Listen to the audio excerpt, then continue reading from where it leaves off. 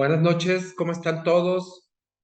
Hoy miércoles, un programa más de Masterclass. Soy Armando Dávalos, les doy la bienvenida a nombre de Medical Legal Center.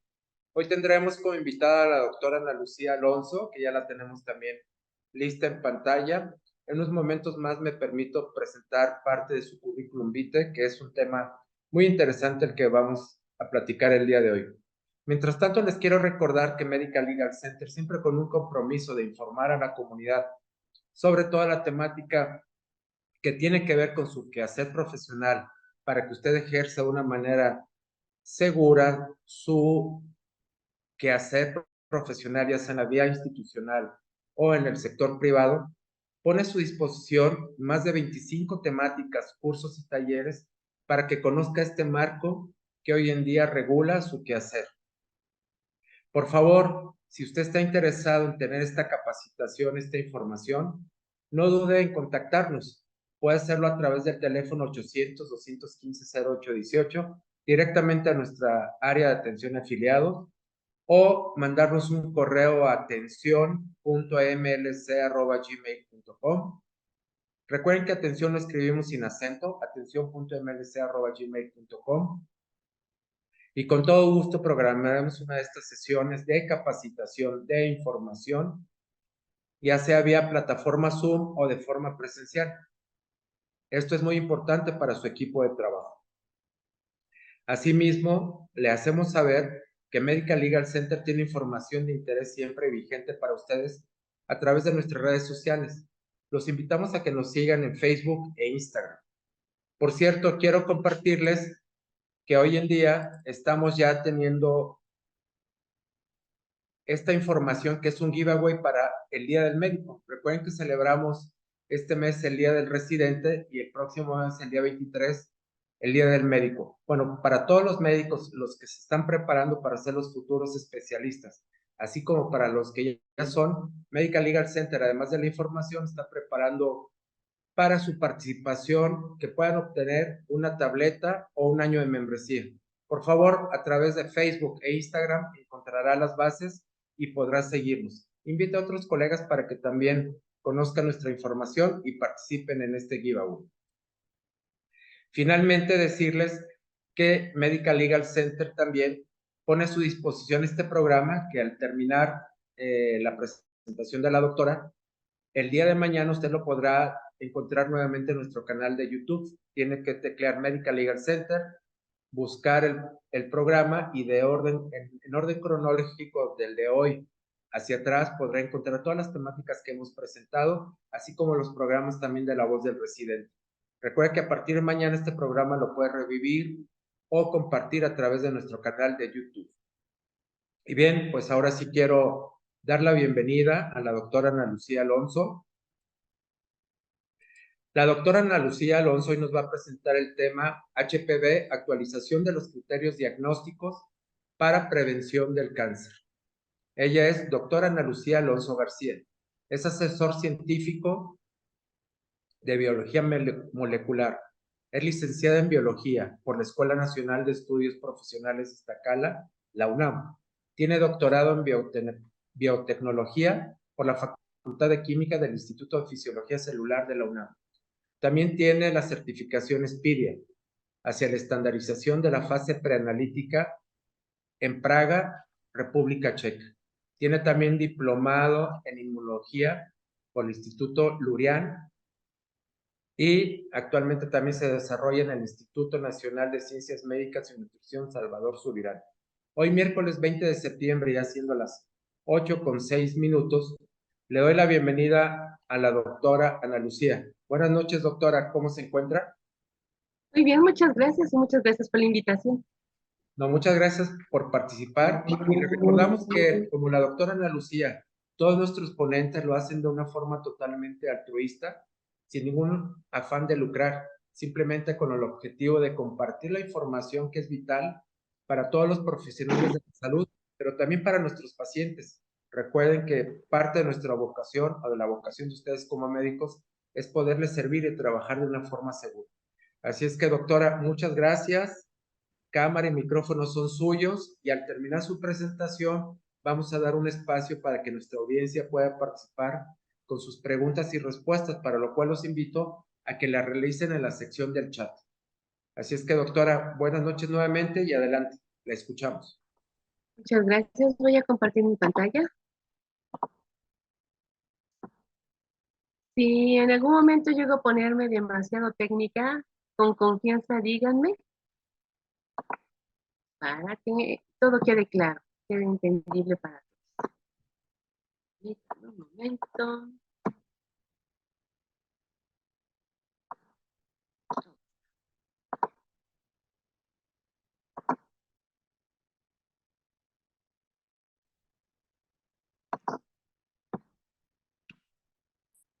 Estamos entrando al modo compartir. Espero que ya me vean todos. De acuerdo. Bueno, esta ponencia está basada, aunque no lo parezca, en un sueño. El sueño de poder erradicar en México las muertes por cáncer cervicuterino. Está poniéndose rebelde en mi pantalla. El título de la ponencia es Actualización de criterios diagnósticos para la prevención del cáncer. Estos criterios son los que ahorita está recomendando la OMS, que tiene como meta para el 2030 la eliminación de este tipo de cáncer. Ahora, ¿de dónde viene esto?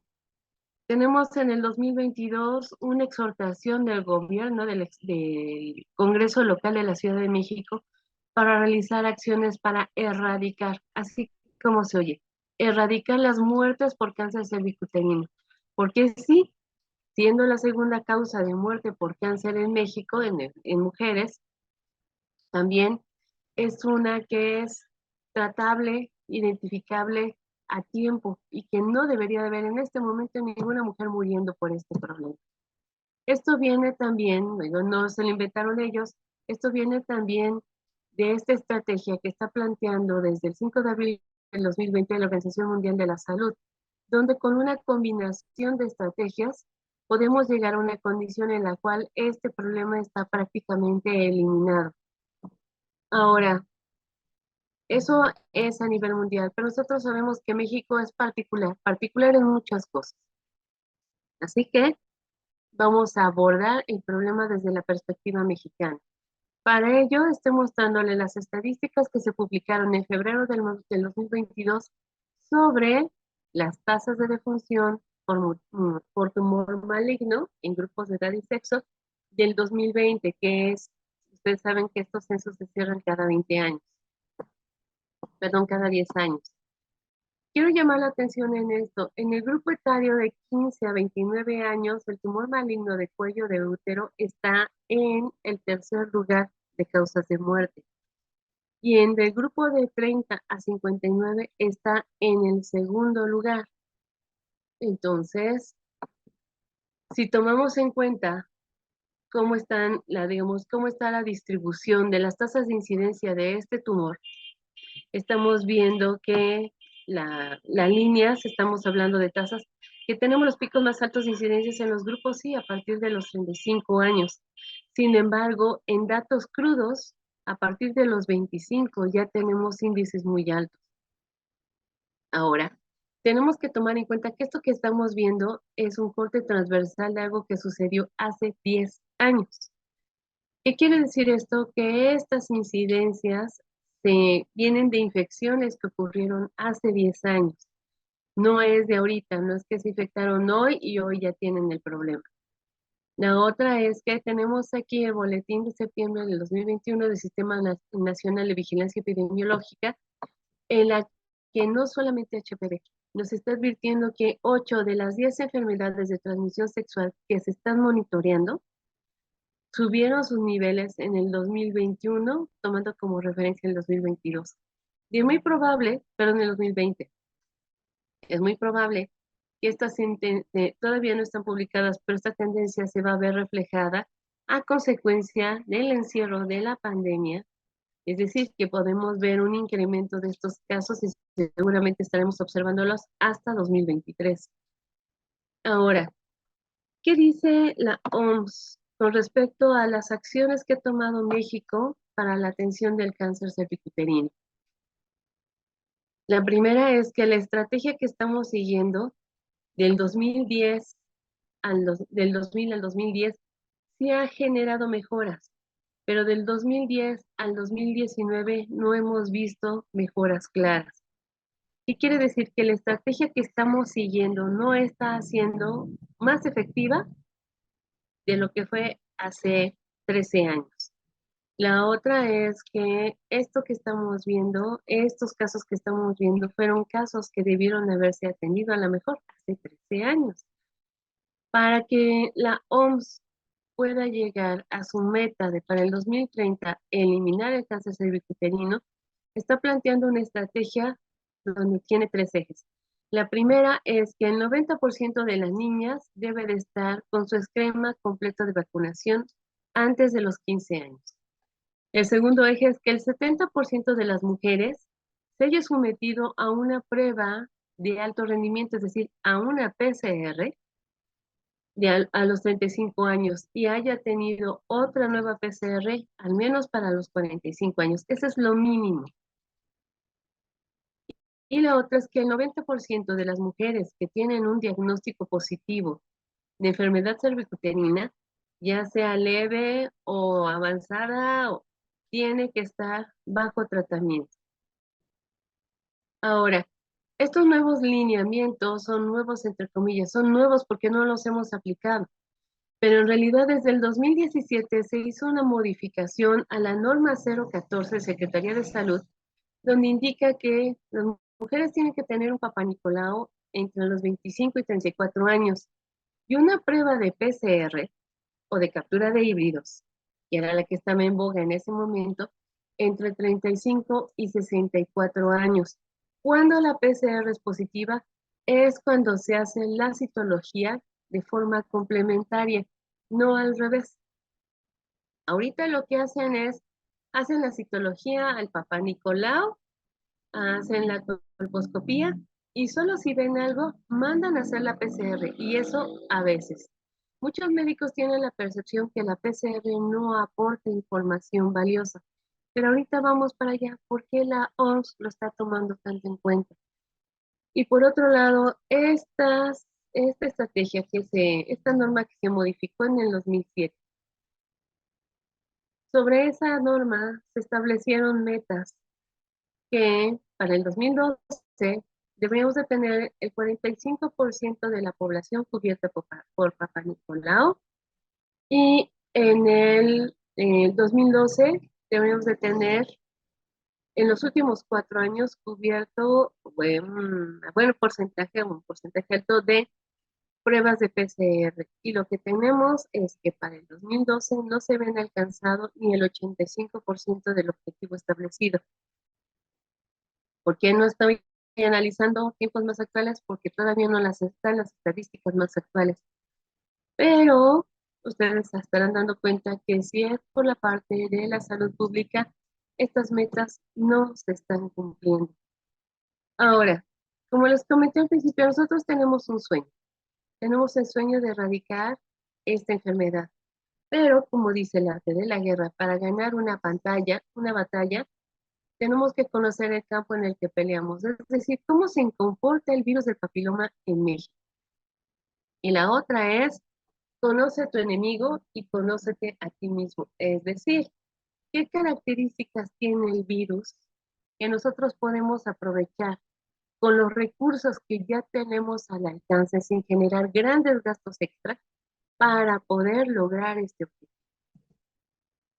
Bueno, primero ya vimos un poco la panorámica del papiloma en México. Ahora veamos cómo es el papiloma, cómo se las gasta.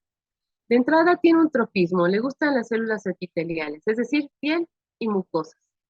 La otra es que de esas 200, 150, depende de la cita que tomen, especies o genotipos de papiloma, alrededor de 30 son de tracto urogenital.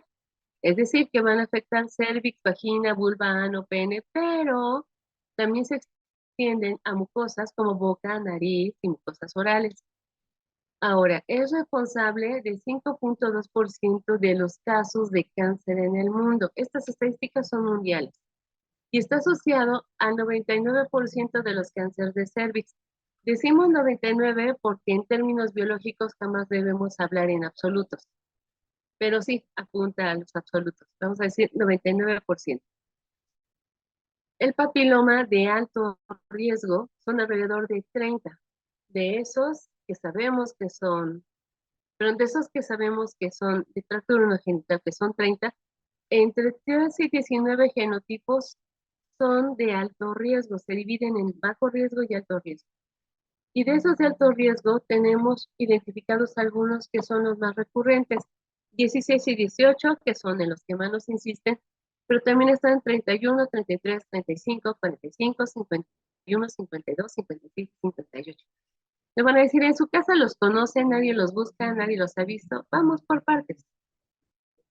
De entrada, quiero mostrarles esta gráfica que son estadísticas internacionales. Ahorita vamos a ver las mexicanas. Estamos viendo que cavidad oral, la mayor parte del genotipo presente es 16, con una pequeña cantidad de 18. Sin embargo, si nos vamos al uterino, alrededor del 60% es 16. Otro poquito, un extra, que ahorita vamos a ver, entre 10, 20% es de 18, y también hay otros tipos cancerígenos involucrados. Si nos vamos a vulva, vagina, ano, vamos a encontrar estos tipos presentes en diferentes proporciones. Estas son la parte de los porcentajes de incidencia.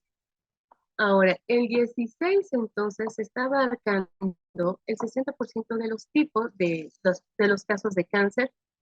18 abarca, agrega un 16 y 18 más, y el otro 20 o 30% están cubiertos por los otros tipos que mencionamos. Ahora, hay tipos de cáncer que no necesariamente son cervicuterinos y que también están asociados a virus de papiloma humano, como el anal, vulva, vagina, orofaringio, esofágico. Entonces, no es suficiente solo con saber que hay papiloma. Necesitamos saber qué papiloma es. Estas son estadísticas en México.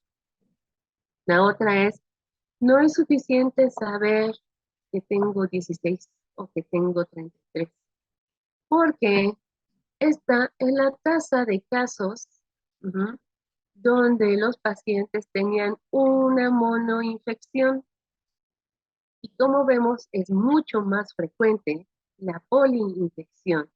Quiere decir que no nos conformamos con un solo tipo. Aquí tenemos una estadística donde revisamos cuáles son los casos, vamos a ver las barras, entre hombres y mujeres que tienen monoinfección. Estos son 2 tipos combinados, 3 tipos, 4 tipos, 5 tipos, 6 tipos de papiloma combinados. Y déjenme decirles que en la práctica, en el laboratorio, llegué a ver casos hasta con 14 tipos de papiloma combinados en una ama de casa que vivía en frontera y su marido trabajaba del otro lado, del lado de Estados Unidos. Y resulta que uno de esos tipos fue caracterizado como uno que ni siquiera estaba totalmente descrito, que es frecuente o identificado solamente en sexoservidoras de Filipinas. ¿Sí? Y ese llegó a una ama de casa en la frontera, en México. Entonces, estemos con los ojos alerta, no nos conformemos con lo que dice la generalidad, porque la generalidad de México no necesariamente aplica. Las condiciones, la ubicación geográfica, la conducta, la alimentación, la topografía en México hacen que todo lo que llegue en México tiene un comportamiento diferente al resto del mundo. Por eso no podemos dejar la guardia ni conformarnos con lo que dicen instituciones o estadísticas internacionales. Ahora, volviendo a los tipos, esta es la incidencia, la tasa de incidencia de casos de bajo riesgo. Y esta es la tasa de incidencia de casos de alto riesgo. Quiere decir que una verruga no significa que no tengas los otros tipos que sí son de riesgo. Las verrugas, por ejemplo, vienen de los tipos de bajo riesgo como 6 y 11, pero un tipo de virus no te quita al otro. Es más, es muy frecuente que estén de alto riesgo o de alto y bajo riesgo combinados. Ahora, Este es bien importante, ¿cuáles son los tipos más comunes en México? Regularmente nos cuentan que 16 y 18 son los que tenemos que cuidar, pero me gustaría que vieran la gráfica que está pasando con 51 y 52, qué está pasando con 33. Entonces, en México estamos contando otra historia. Este es un trabajo que me encanta, que es del doctor Luis Felipe Jade, del IMSS en Guadalajara. Tiene muchos años trabajando con papiloma. Y esta me parece una de las aportaciones más importantes porque nos pinta la realidad en México. Lo que estamos haciendo aquí es un análisis de la frecuencia de aparición de un tipo combinada con el otro, solamente en coinfecciones de dos.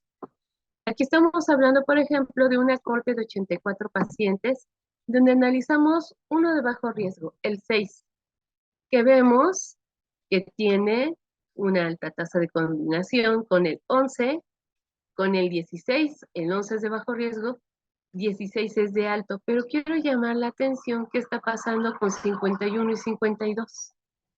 ¿Qué quiere decir? Que hay una alta cantidad de casos que si nosotros buscamos solo el 6, no nos enteramos que estaba acompañando, que es de bajo riesgo, que estaba siendo acompañado de 51 y 52, que son de alto riesgo.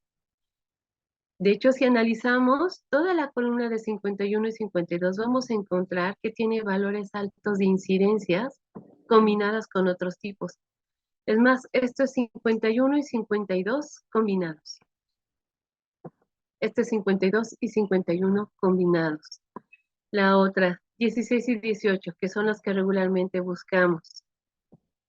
Tiene una alta combinación, un alto número de casos combinados con 6, pero ¿cuál es su condición si lo comparamos con 45?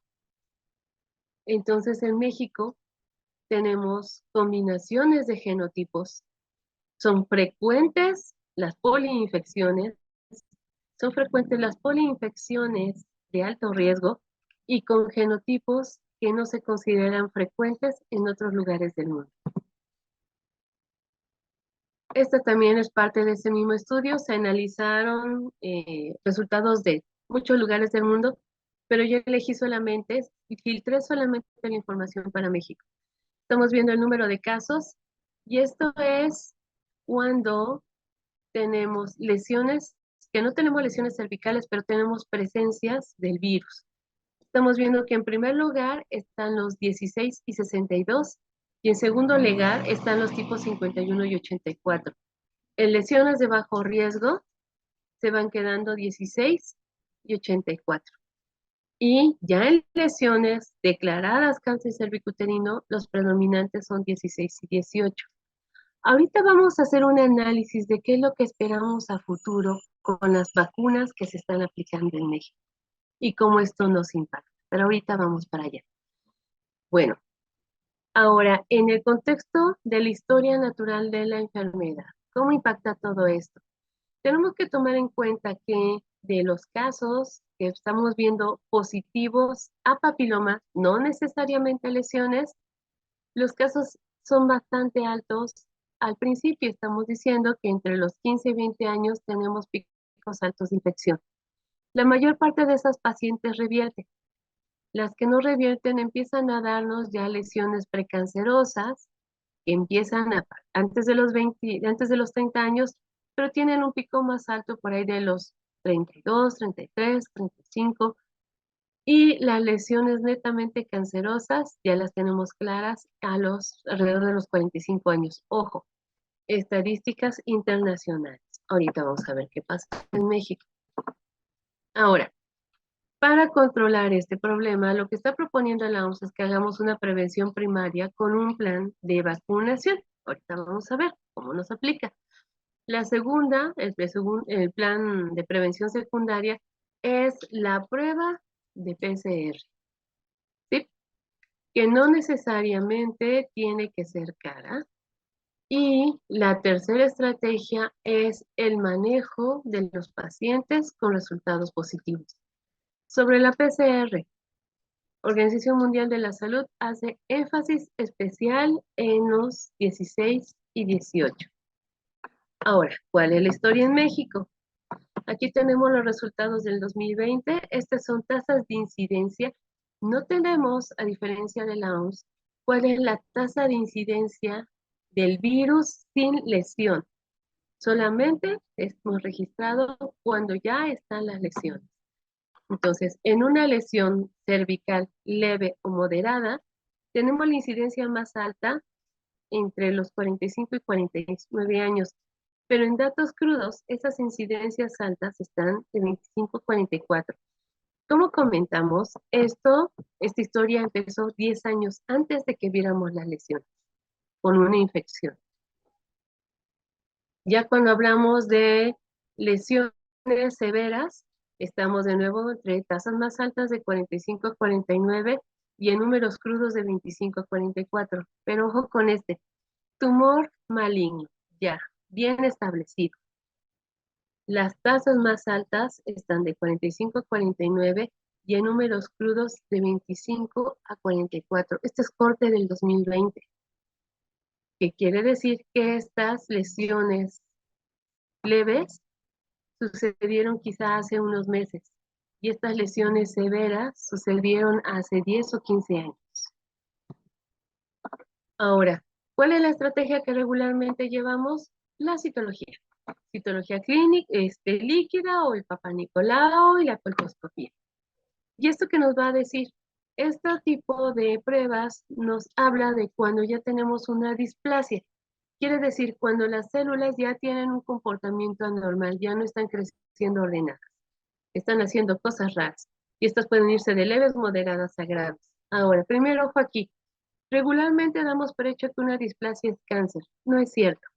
Una displasia es un desorden del tejido y después hay que definir si es cáncer o no. Y damos por hecho que una displasia es causada por papiloma. Tampoco es cierto. Me tocó ver casos que se atendieron como cáncer porque encontraron una displasia, pero la agente causal en realidad fue una clamidia que se hubiera quitado con una pomada. Y en cambio la paciente tuvo que llevar todo ese proceso tortuoso, ya no solamente física, sino emocionalmente, de un diagnóstico de cáncer. ¿Cómo podemos ayudar a las pacientes? Bueno, como dice la OMS, hagamos pruebas moleculares. Es una prueba objetiva y directa. ¿Qué quiere decir eso? No la interpretación de la imagen al microscopio, que en manos de alguien con mucha experiencia es excelente, pero ¿cuántos técnicos colposcopistas, cuántos médicos tenemos que son de veras verdaderas eminencias con 100% de confianza en el resultado? Es un pico muy pequeño y hay muchos que todavía pueden presentar resultados subjetivos haciendo su mejor esfuerzo, pero no necesariamente certeros.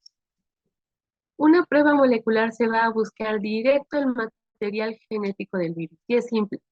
Si está positivo, está el virus. No hay vuelta de hoja. Ahora, vamos conociendo al enemigo.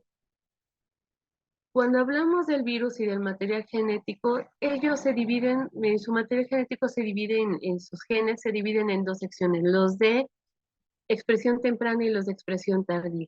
Esto es importante para las reacciones de PCR. Todo lo que vemos etiquetado con E son tempranos, los que vemos etiquetados con L son tardías. L1 y L2 son proteínas de la cápside, son lo que nuestro sistema inmune reconocería. Y los E1 y E2 son de regulación, los que le dicen al material genético del virus, replícate o no, o los que regulan, el resto también están relacionados con la inserción y la expresión de los genes metidos en nuestro DNA. Es decir, el virus va y mete el DNA en el nuestro y nos usa para reproducirse.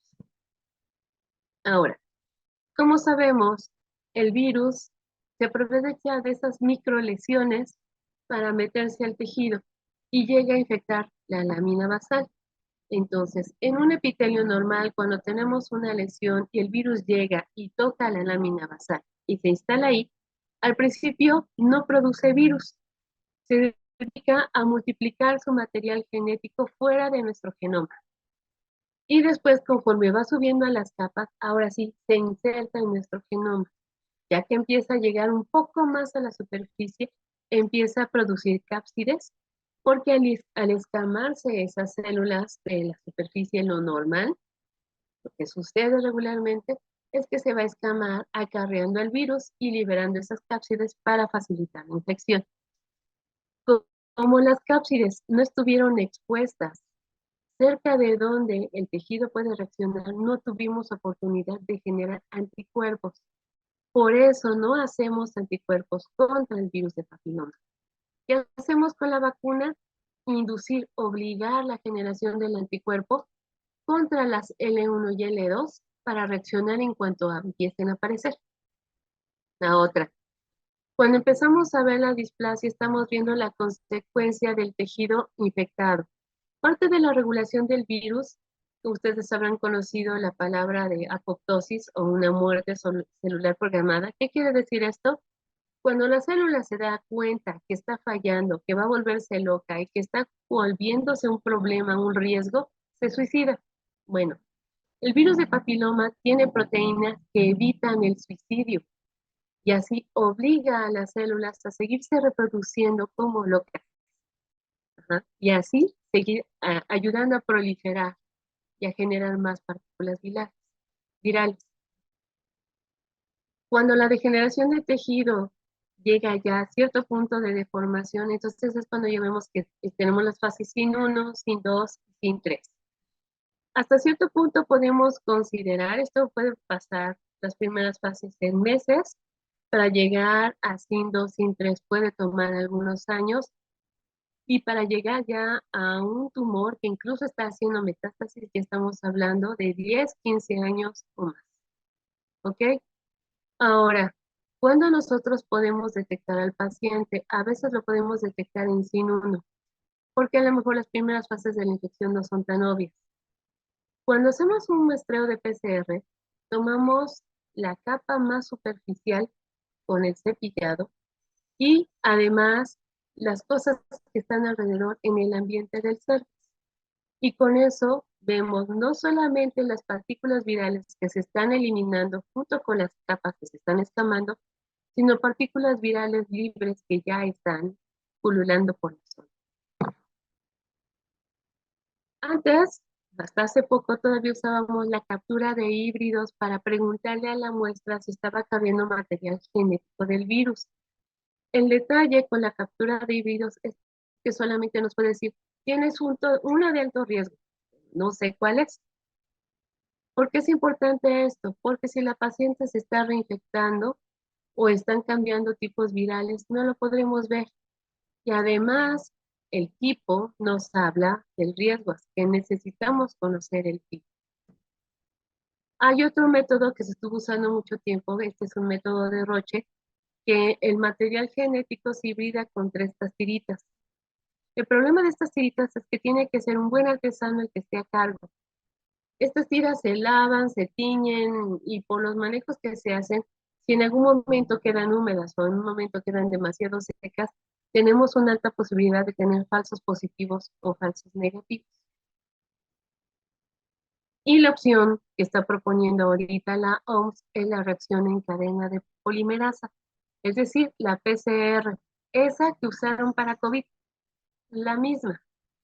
Ajá. Ahora, ¿cuál es la diferencia? Las PCR lo que hacen es que toman el material genético y lo multiplican a una cantidad que nosotros sí podamos ver, porque obviamente no vamos a ver 2 o 3 partículas virales en un cepillado, pero el equipo nos va a ayudar, el termociclador, este equipo que hace la PCR, nos va a ayudar a multiplicarlo.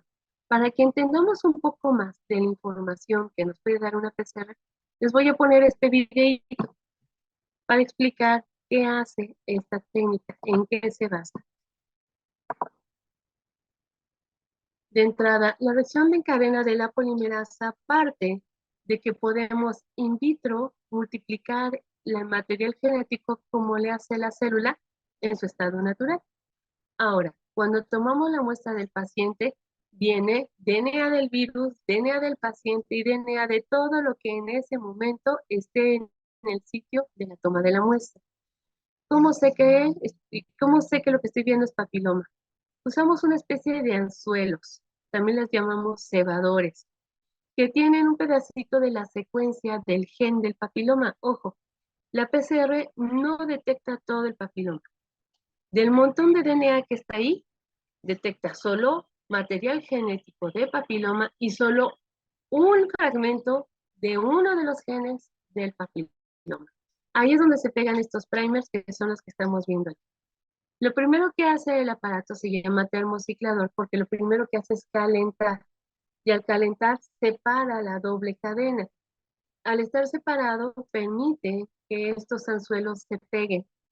Y después la polimerasa, es decir, la enzima que dentro de la célula duplica el DNA, ahora está dentro del tubo y va a duplicar el DNA solo de los sitios donde pegó el anzuelo. Es decir, si mi anzuelo es para papiloma y no lo encuentra, no va a haber amplificación. La polimerasa no tiene en dónde anclarse. Si mi cebador es para papiloma 16, solo voy a ver 16. Si es para 11, solo voy a ver 11. La ventaja de una PCR es es como un francotirador. Detecta lo que yo busco con nombre y apellido.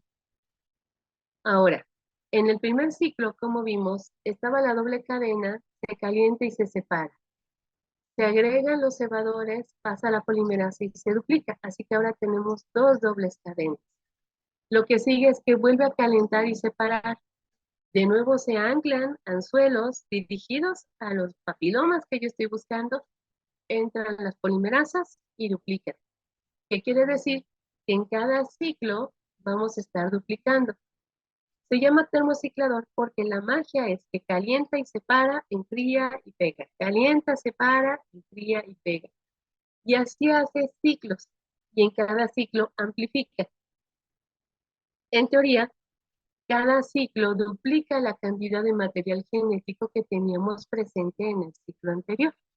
Quiere decir que si empiezo con una copia, en el segundo ciclo tengo 2, en el tercero 4, en el que sigue 8, 16, 32, y así sucesivamente. De manera que después de varios ciclos tenemos acumuladas muchas copias. Así que si yo no veía una copia, sí la voy a ver cuando tenga varios miles de millones de copias. Ahorita, como estamos viendo la cantidad del material genético que se está generando y cada uno de estos es lo que llamamos una hebra madre. Cada hebra madre nos va a generar hebras hijas y la acumulación de hebras hijas es el resultado final que vamos a analizar en la PCR. Espero estar siendo clara y no estar confundiéndolos a todos. Por favor, si hago bolas a alguien, díganme. Ok, ahora, estos ciclos de termociclado, depende del equipo y de la técnica, pueden ir desde 30 hasta 45, 42. Entonces, significa que si duplicamos por 2 cada ciclo, estamos terminando con, por ejemplo, aquí estamos partiendo de una sola copia y estamos acabando con alrededor de 1074 millones de copias de la copia original. Y eso es lo que ve el termociclador. Y es lo que interpreta el personal de laboratorio, el personal especializado, porque las gráficas tampoco son tan fáciles de interpretar. Sucedió con el COVID, que mucha gente empezó a hacer PCR sin ninguna experiencia.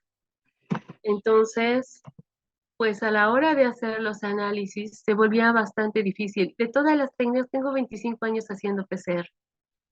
De todas las técnicas que he visto de más difícil interpretación en mi vida ha sido la de COVID, especialmente las primeras zonas.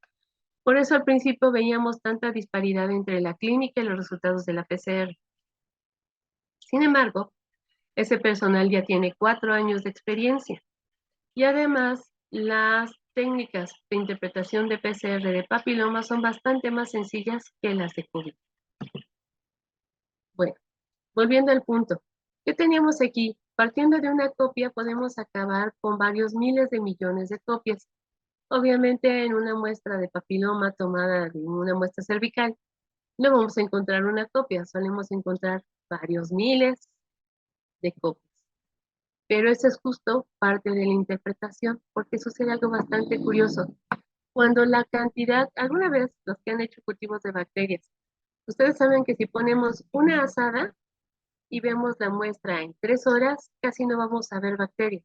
Pero si ponemos una cucharada, sí vamos a ver muchas bacterias. Algo parecido pasa aquí con la PCR.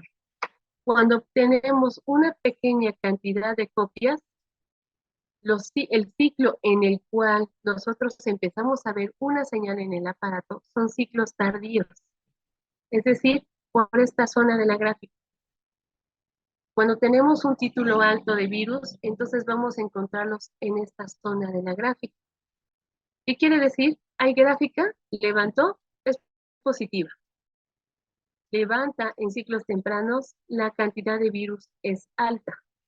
Pero además, algunas metodologías, no todas pueden, nos van a decir qué genotipo es. Lo que hacen es que cada una de estas rayitas nos hablan de un fragmento de cierto tamaño. Si yo enfrío ese fragmento y luego lo caliento, me genera algo que se llama curvas de fusión o curvas de Melvin. Yo puedo darle una curva de fusión característica a cada tipo viral. Así que en una sola corrida puedo saber si tengo, primero se amplificaron mis controles, porque se tienen que llevar controles positivos, negativos, internos. Una vez cubiertos todos los controles y ver que están funcionando, al analizar las gráficas yo puedo saber si tengo tipo 16, 18, 51, 52, 33. Todo en simultáneo. Es decir, no tengo que darle más vueltas, no tengo que hacerle molestar de nuevo a la paciente. Con la misma muestra le estoy generando el resultado de todos los genotipos. Mucho ojo. ¿Cómo sabemos que un laboratorio profesional en biología molecular es profesional y sabe lo que hace? Un laboratorio profesional para biología molecular no reporta positivo o negativo. Reporta detectado o no detectado, porque los aparatos tienen un límite de detección. Un resultado detectado significa ahí está el virus y te digo quién es. Un resultado no detectado quiere decir con mi equipo, mis reactivos, en mis circunstancias está fuera de mi límite de detección. Ahora, hay muchas técnicas en el mercado, hay muchas formas de hacerlo, unas con ventajas, desventajas. Ya vimos el linear array, que es muy susceptible a falsos negativos positivos. Hay otros que hacen en pool, quiere decir, combinan muestras de diferentes pacientes y estás poniendo a amplificar varios tipos virales en muestras de varios pacientes, lo que compromete la sensibilidad. Entonces, como por ejemplo está la captura de híbridos, que es en pool, y además no me dice el genotipo, me dice es uno de alto, y hasta allí.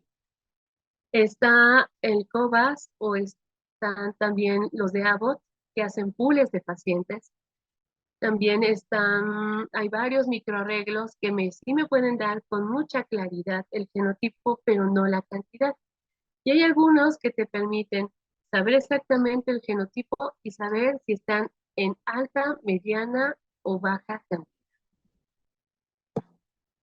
Ok, con la información que tenemos hasta ahorita, les quiero preguntar, ¿harían ustedes un cambio para agregar a sus metodologías normales, a sus procedimientos normales, una prueba de PCR? ¿Cuál es la ventaja de cambiar una prueba de PCR? Tenemos evidencia muy clara. Es muy fácil reducir, es posible reducir la mortandad por cáncer cervicuterino combinando la prueba de PCR, la citología, la inspección con ácido acético junto con la prueba de papiloma. La otra, las evidencias también demuestran que tenemos una mayor sensibilidad, son más específicas y son más objetivas en el caso de analizar lesiones precancerosas que conformarse solo con la citología. La otra es que la prueba la puede tomar un proveedor de salud cualquiera, el médico, la enfermera, o incluso existe la posibilidad del autotoma. Sí reconozco que el autotoma tiene menos eficiencia que una tomada por personal médico, por enfermería. Pero ustedes saben que hay zonas del país donde la frase típica es, nadie toca a mi vieja. No importa que se muera, a fin que tengo otras 3. Y no lo estoy inventando. Trabajé en zonas como Michoacán y Oaxaca y es la frase típica de los maridos en Estado de México también. Las muestras se procesan de formas automatizadas, quiere decir, estandarizamos, homogenamos las fuentes de error, pero siempre hay un humano detrás capaz de identificar cuando algo sale mal y tomar una decisión para reprocesar una prueba. El objetivo del laboratorio será siempre dar un resultado que se acerque lo más posible a la verdad. Ahora, ¿qué teníamos en contra de hacer las pruebas de PCR? Se supone que los costos, porque hay que remodelar áreas, los equipos son costosos, la capacitación, la curva de aprendizaje es larga, es difícil, pero ¿qué creen? Con el COVID ya lo tenemos. Y hay muchos laboratorios que tienen sus áreas, que tienen sus aparatos y que tienen a su personal calificado. ¿Qué es lo que necesitan? Que nosotros dirijamos a los pacientes para que los pacientes tengan la oportunidad de salvar su vida. Una ventaja más de las pruebas moleculares. No nos tenemos que conformar solo con la prueba de papiloma. En la misma muestra podemos hacer toda una colección de enfermedades de transmisión sexual o incluso hacer un análisis específico de una candidiasis para saber cuál es la cándida con la que estoy peleando. O incluso cosas más subfrecuentes, pero así como son de frecuentes, frecuentemente son mal diagnosticadas. La vaginosis quiere decir, los microbios que están en ese momento son los correctos, son los que deben de estar allí. La flora está con los componentes correctos, pero no en la proporción correcta. Cuando alguno de ellos prolifera, saca de balance y el resultado que tenemos es bastante parecido a una candidiasis. Ahora, volvamos al objetivo de la OMS. Deberíamos de cubrir entonces el 90% de las niñas con la vacunación, el 70% de las mujeres con pruebas de PCR y el 90% de las mujeres con diagnóstico positivo con tratamiento. Toquemos el detalle de las vacunas. La vacuna bivalente está diseñada para 16 y 18. La tetravalente agrega la 6 y la 11. Y la nonavalente agrega algunos de los tipos que son muy importantes en México, como 33 y 52, no está 51. Y la nonavalente no está disponible en México todavía. ¿Qué quiere decir esto? En México, la vacunación va a ayudar, pero no es garantía. Ustedes ya todos sabemos un poco sobre ecosistemas. ¿Qué pasa si en un ecosistema quitamos una especie? Se rompe el balance, pero al menos saldrá alguna que ocupará su lugar. Si con la vacuna nos deshacemos de 6, 11, 16 y 18, ¿quiénes siguen en la lista? Lo que ya vimos en los estudios del doctor Javi. 51, 52, 31, 33. Entonces, la vacuna nos va a ayudar, pero no significa que nos haya salvado ya la vida.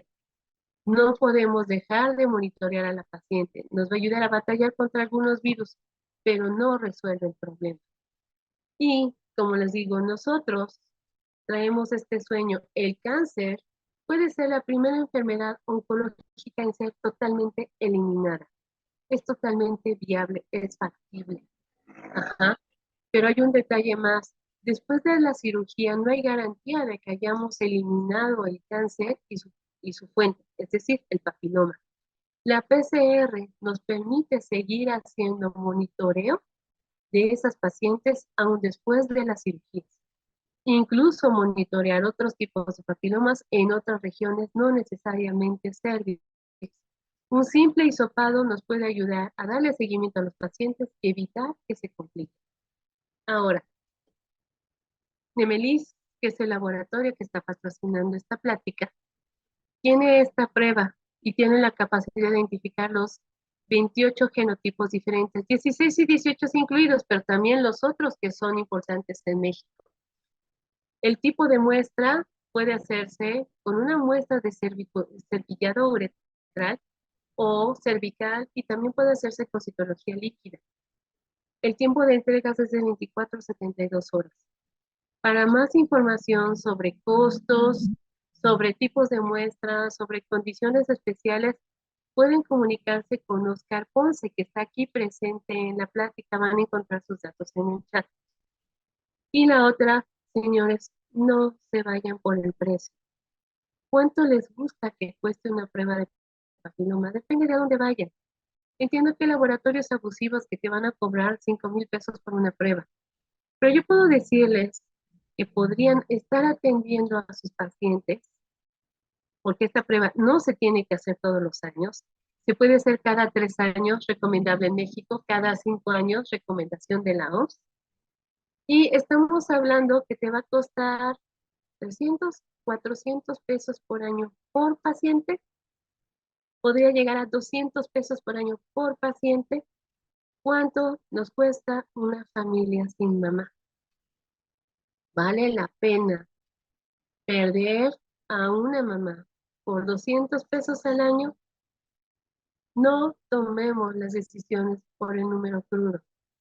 No es, yo sé, una prueba gratuita. Yo sé que es difícil, esos 1,000 pesos, esos 2,000 pesos, puede ser difícil para una familia, pero va a ser más difícil si esa mujer no sigue entre nosotros.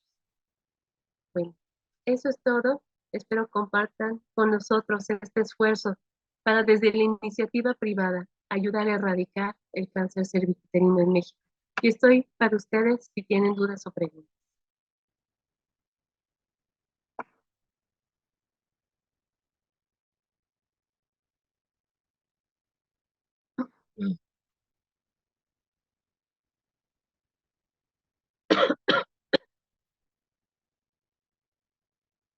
Doctora Ana Lucía, muchas gracias. Ahorita estoy revisando el chat y el Facebook y hasta el momento no tenemos ninguna pregunta o algún comentario. Yo sí a título personal quisiera decirle que, bueno, usted dijo que esto inició como un sueño con el propósito de erradicar este padecimiento, esta enfermedad. Mi primera pregunta sería, eh, hablando del virus en sí mismo, ¿qué tan factible es que esto vaya mutando y más adelante se requiera alguna otra prueba o algún otro tratamiento? Bueno, a diferencia de virus como la influenza, los virus de influenza son de RNA, tienen una alta tasa de mutaciones. Las de papiloma son relativamente más estables.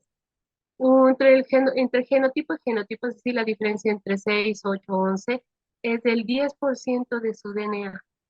Entonces, su tasa de mutación no es tan alta, así que es muy probable que estas pruebas sigan funcionando por muchos años. Y si llegaran a brincar tipos nuevos que se consideren de riesgo, hay un monitoreo internacional. Entonces, tarde o temprano alguien lo reportará y muchos fabricantes siempre están a la expectativa para modificar sus kits y dar el acceso a este tipo de prueba nueva. Muy bien. Mi segundo comentario sería, hablando de las prevenciones, que yo creo que en el aspecto de salud siempre buscamos más que curar una enfermedad, un padecimiento, pues es prevenir que existe y más que se pueda manifestar de una forma tan estadística como usted lo presentó en un inicio, con una incidencia y una tasa de mortalidad alta, por lo menos hablando de México, ¿verdad? Así es. Entonces, en este sentido, ¿en qué se tendría que trabajar más? En la primaria, que fue el punto de vacunación, de una forma proyectándonos en un futuro, porque presentó las estadísticas del 2012. Ujú. Ok, vamos por partes. Tiene que manejarse todo al mismo tiempo. La ¿Ok? vacunación nos va a ayudar a contener la infección en las niñas. Ajá. Al menos de esos tipos que estamos vacunando. Y tenemos que vigilar los otros. En cuanto a una persona, hombre o mujer, porque los hombres también pueden hacerse la prueba. En cuanto una persona empieza a tener vida sexual, es que te gusta a los 3 meses, a los 6 meses, empezarse a hacer pruebas. Si la muestra sale negativa, puedes irte en paz y vivir 3 años. Ujú. Si la muestra sale positiva, regresas en 6 meses. Para el séptimo mes, tu cuerpo debe de haber podido eliminar al virus. Entonces, saliste limpio a los 6 meses, vete tranquilo 3 años. Saliste positivo, si saliste positiva, nos vamos a la citología, a la colposcopía y al manejo que se tiene que hacer el paciente de vigilancia o estrategia para la contención del problema. Entonces, Muy así bien. es como se denomina los sexos. Ahorita usted también mencionó el caso de que para los varones, pues también se presenta este padecimiento. ¿Un varón tendría que acudir con un urólogo o tendría que visitar a un ginecólogo en el caso de los que ya tienen una pareja más estable? El urólogo puede tomar la muestra. Sigue siendo un hisopado, es un hisopado uretral, obviamente con el hisopo correcto para un hisopado uretral, porque se trata de hacer sufrir a nadie. Y el transporte, el medio de transporte es el mismo que usábamos para COVID, el mismo. Entonces, y parte por la vacuna también es recomendada para niños. El problema con el HPV en hombres no es que lo padezcan tanto, ellos son portadores, pero pocos desarrollan cáncer. El problema es como portadores van a hacer el trabajo de dispersión, ¿no? Entonces, sabemos que muchos, tanto hombres como mujeres, tienen más de una pareja en la vida. Entonces, eso hace que tengamos oportunidad de transmitirlo.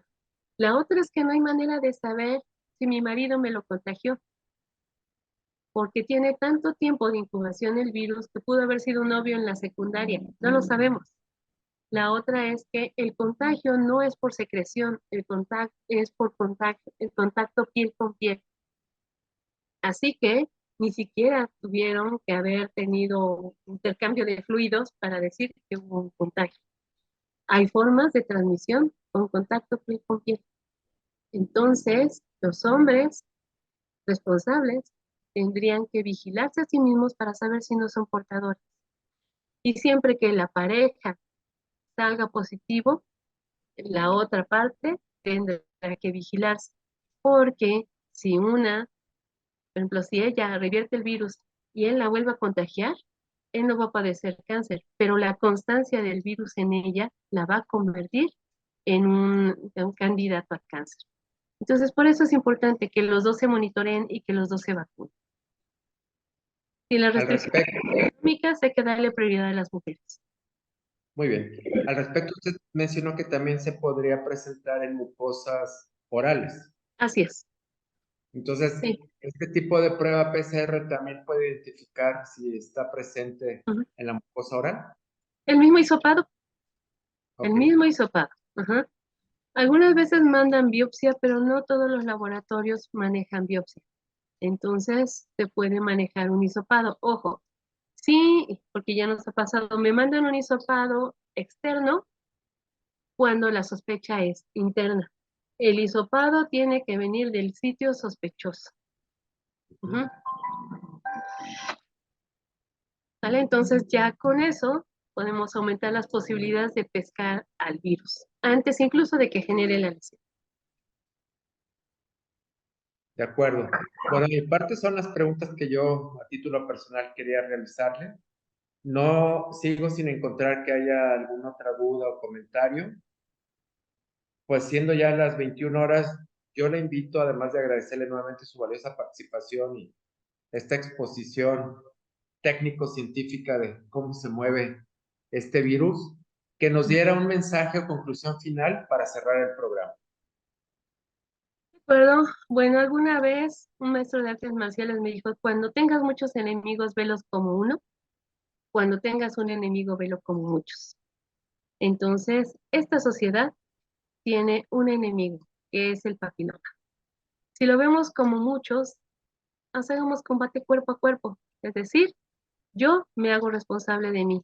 Yo médico me hago responsable de cada paciente que llegue a atenderse por mí. La única forma como lo podemos hacer es como sucedió en el COVID, o remamos todos juntos o nos hundimos todos juntos. Entonces, parte de ser solidario, de alcanzar este sueño, es que se vuelva una rutina, se vuelva un hábito, se vuelva una constante la vigilancia de las infecciones, no solo de las lesiones, de las infecciones por virus de papiloma humano. Y así sí lograremos al 2030 eliminarlo, incluso quizá antes.